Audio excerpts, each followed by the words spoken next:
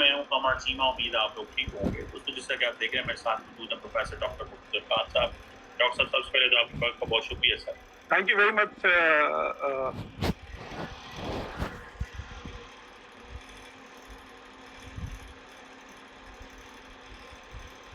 लगाओ जोर हरम की औलादो, लगाओ जोर। थैंक यू डॉक्टर साहब। पहली बात तो मैं सवाल आपसे ये करना है,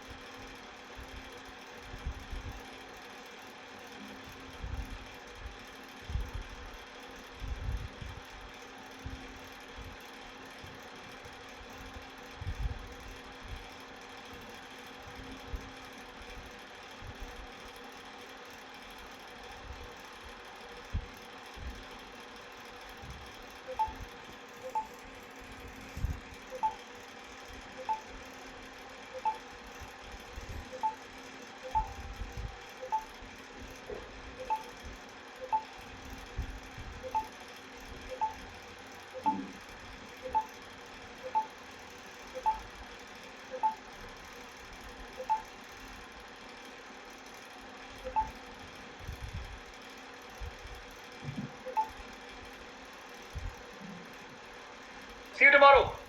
अनिल चौधरी बोल रहा हूँ। अनिल चौधरी 2 दिन पहले आने वाले थे गांव से, गांव के रह गए। तो मैंने बताया इंग्लैंड भी बदल रहा है, वार्म मतलब वो क्या कहते हैं ग्लोबल वार्मिंग का असर आ रहा है सब जगह। जी बढ़िया सर। अगला मैच एडजस्टमेंट में आप गए वहाँ पे? नई एरिया में मैच हो रहा हूँ। तो मैंने बताया इंग्लैंड भी बदल रहा है, वार्म मतलब वो क्या कहते हैं ग्लोबल वार्मिंग का असर आ रहा है सब जगह। जी बढ़िया। पर भी कहीं बहुत ड्राई एरिया में है, ऐसा दिखता ही नहीं कहीं यार। एक चीज और, कल हम इंग्लैंड की बात कर रहे थे, मैंने ध्यान से देखा यार इंग्लैंड का आउटफील्ड भी इतनी कटी हुई घास, ऐसे लग रहा है जैसे कहीं बहुत ड्राई एरिया में मैच हो रहा हो। वो एकदम इंग्लैंड जैसा वो फ्लेवर मिसिंग है यार। नहीं तो पहले इतना लश ग्रीन आउटफील्ड होते थे। और See you tomorrow. Anil Chaudhary बोल रहा हूँ। अनिल चौधरी 2 दिन पहले आने वाले थे गांव से, गांव के रह गए। मैंने बताया इंग्लैंड भी बदल रहा है, वार्म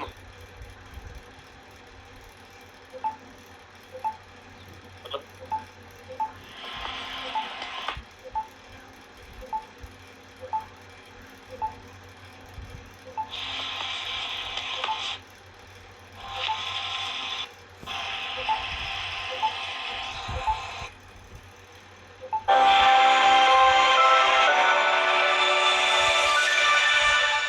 भारत की अर्थव्यवस्था रफ्तार में है, टैक्स कलेक्शन बढ़ रहा है, महंगाई काबू में है।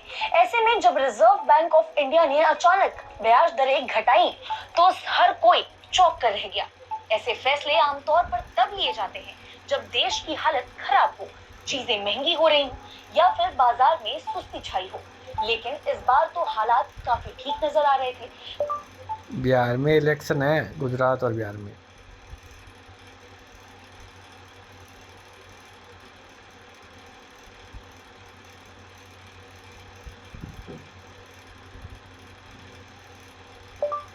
उपचुनाव भी थे 5 स्टेट में।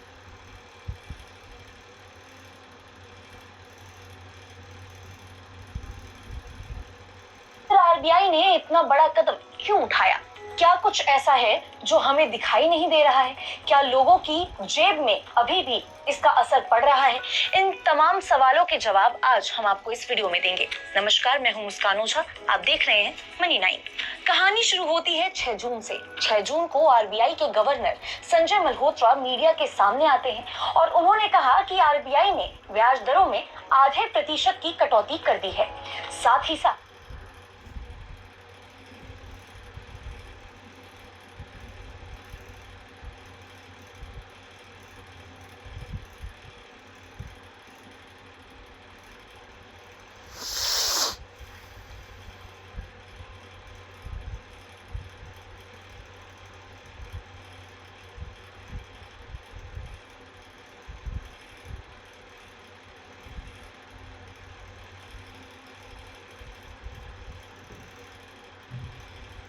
आप सभी का स्वागत है। आज जानने वाले नीदरलैंड्स के बारे में। आज मैं आपको बता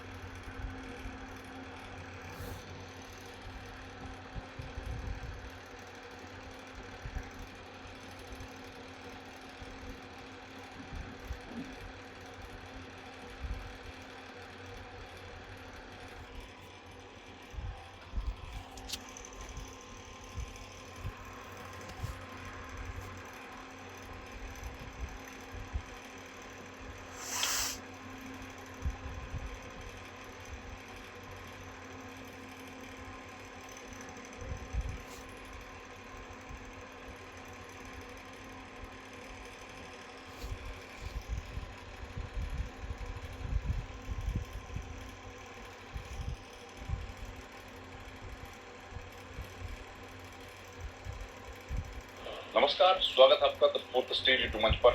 मेरा नाम है रविंद्र सिंह शोरा।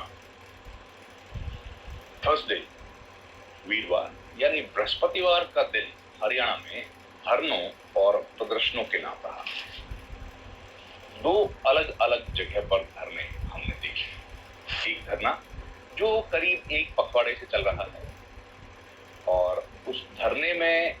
छात्र शामिल हैं। छात्र सरकार द्वारा नियुक्त। आज हमारे पास 3 फोन है जिनका हम यहाँ पर कैमरा टेस्ट करने वाले हैं, जिसमें एक है ओप्पो रेनो। नमस्कार, knockingnnews.com में आपका स्वागत है। मैं हूं गुरजेश वशिष्ठ। आज मेरा एक सवाल पूछने का मन कर रहा है। नमस्कार, स्वागत है आपका द फोर्थ स्टेज यूट्यूब मंच पर।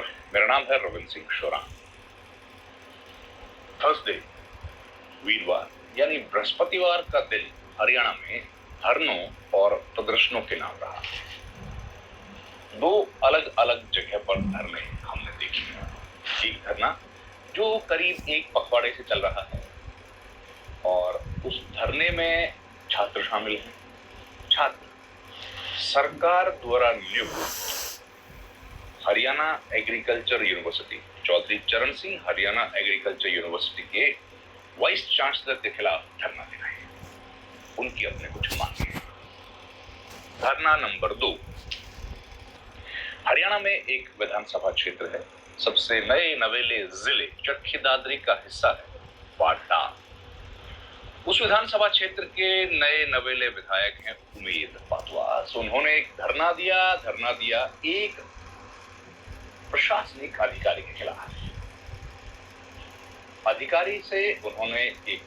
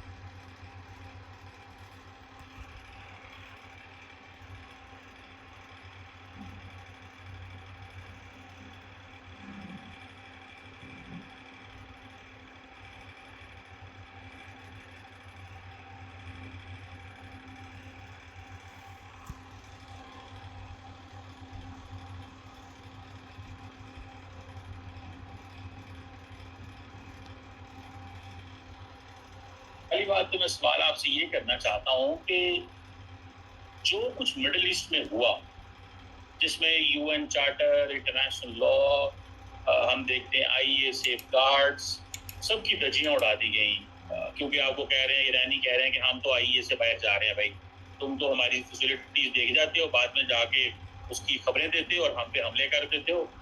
आपको क्या लगता है, और जो भी डोनाल्ड ट्रम्प साहब ने इस वक्त किया है या हुआ है, आपको क्या लगता है कि क्या वर्ल्ड ऑर्डर जो है वो चेंज हो गया है? क्या दुनिया लॉ से भाग गई है, कानून से भाग गई है? डॉक्टर साहब, जिस तरह गजा में चीजें डेवलप हो रही हैं, ठीक है, नुकसान करे या ना करे, लेकिन अब तो बहुत सारे लोग कह रहे हैं कि वॉर क्राइम्स हुए। इवन के मैथ्यू मिलर, जो कि फॉर्मर बाइडेन एडमिनिस्ट्रेशन का था, उसने भी बोल दिया था उस वक्त। तो मैं थोड़ा ये समझना चाहता हूँ कि ये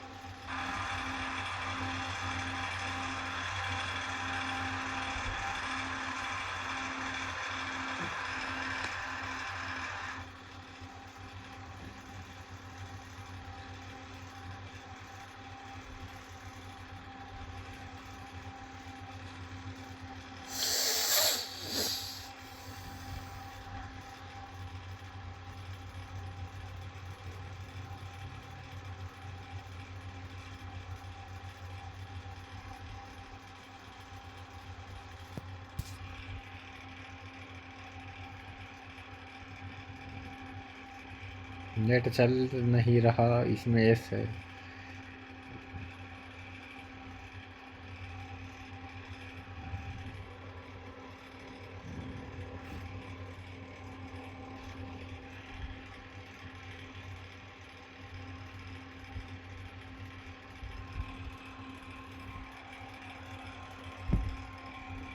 क्या वर्ल्ड ऑर्डर चेंज हो चुका हुआ है?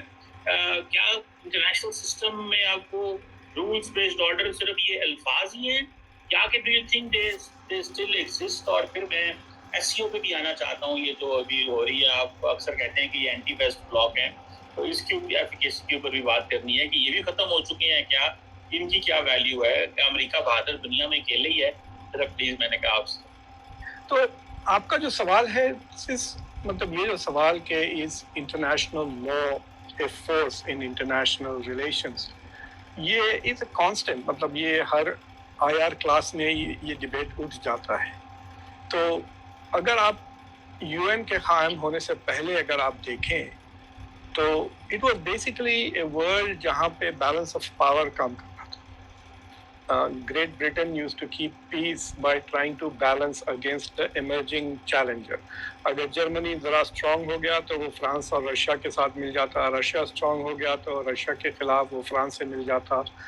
तो इस तरह से उसको कॉन्सर्ट ऑफ यूरोप की लॉजिक थी, जहाँ पे ब्रिटिश ट्राई टू कीप इसको रियलिस्ट कहते हैं ऑफशोर बैलेंसिंग। तो they would prevent the emergence of a hegemon in any reason.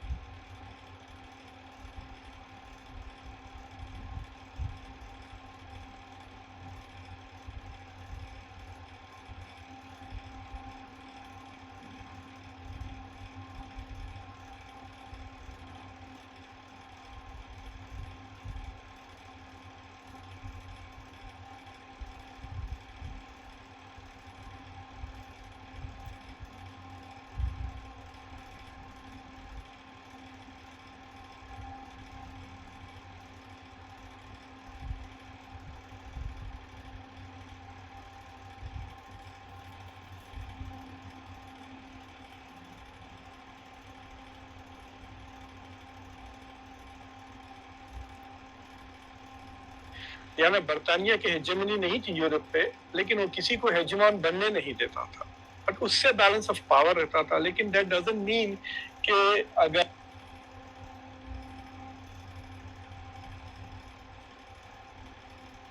अब नहीं कबाड़ ख़त्म हुआ, कबाड़ ले गया सारा। अब नहीं भूंगता वैन चोर कुत्ते।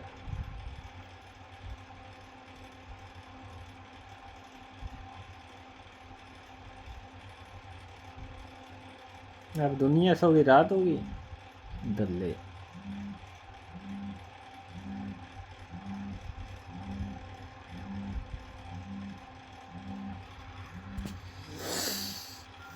हरम की औलादे हैं, हरम के संस्कार हैं, हरम के।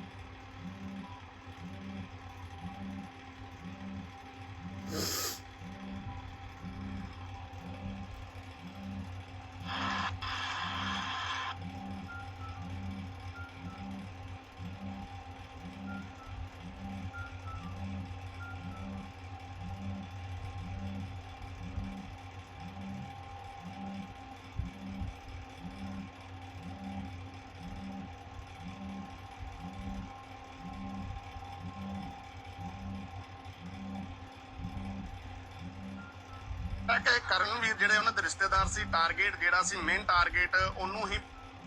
आज मेरे पास में है Oppo Reno 14 Pro।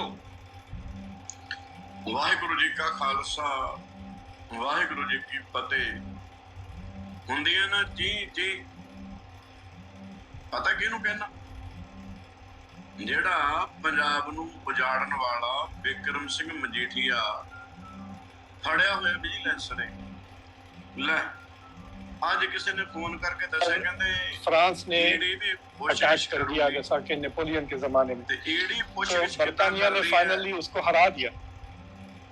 मैनू एक मस्कीन साहब की उदाहरण चेते है, लेकिन दैट डजंट, वो कहते कोई अमीर स्वर्ग में चला जाओ, मैं ये नहीं मानता, पर कहते एक उठ सूई दे नखारे विचों कढ़िया जा सकता, कहते ये मैं मान लेना। समझ आई गल? अच्छा, जिहड़ी ईडी ने पुछगिछ करनी है ना, ये समझ लो भी सूई दे नखारे विचों उठ नूं लंघा देण। समझ आई गल? चलो जो करनगे सो भरनगे। मैनू भी इदा कमेंट किते अज गया नहीं, तुसीं क्यों घबराउने हो? असीं कदों घबराउने हो? मैं तां कल 8 कप पीते, 4 पी ले, 4 होर पीने कॉफी दे। असीं तां आनंद विच आ। और जिवें जोनी बाबा ने कहता हुंदा आनंद लो महाराज, कहता हुंदा ना, जकारे वाली तां गल ही कोई नहीं सी। ये भी उन्हें कहा होया, ये छड्डदे सी नीलियां पग्गां वाले, अकलों खाली। ते अज नहीं कोई बोड़िया, अज इक्को ही गया सी केसरी पग बन के हुकूमत धक्का कर दी जे। अज 7 दिन का रिमांड मिले। अच्छा, चमकीला साहब मैनू पता नहीं क्यों चेते आ जाते, गल्लां ही इह ने।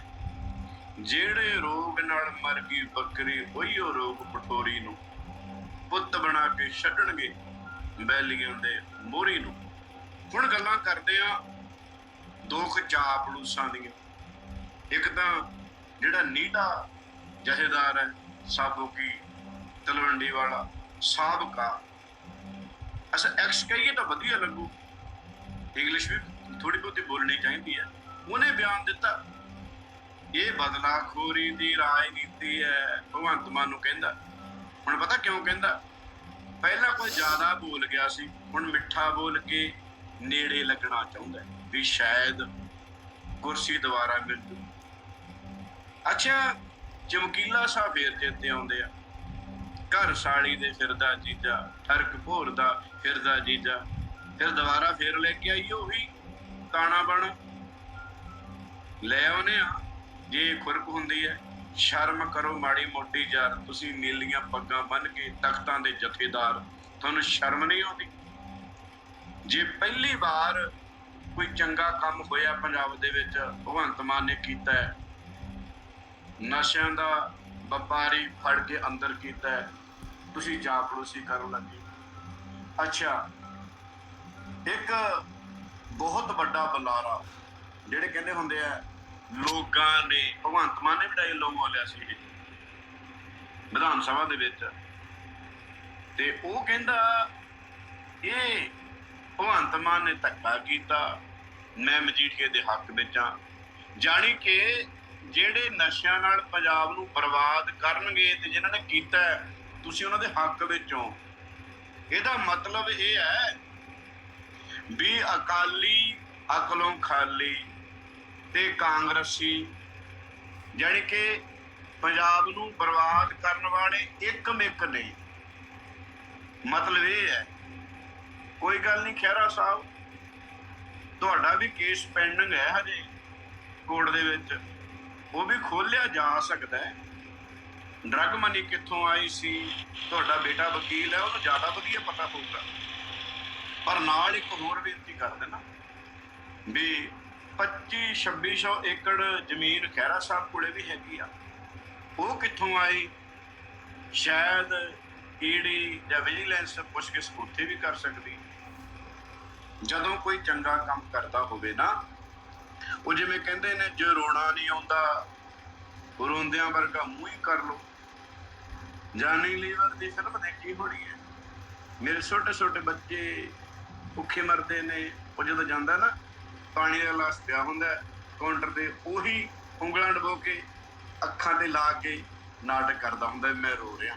ਏਦਾਂ ਹੀ ਕਰ ਲਿਆ ਕਰੋ, ਜਾਂ ਆਪਣੀ ਜ਼ੁਬਾਨ ਬੰਦ ਰੱਖ ਲਿਆ ਕਰੋ।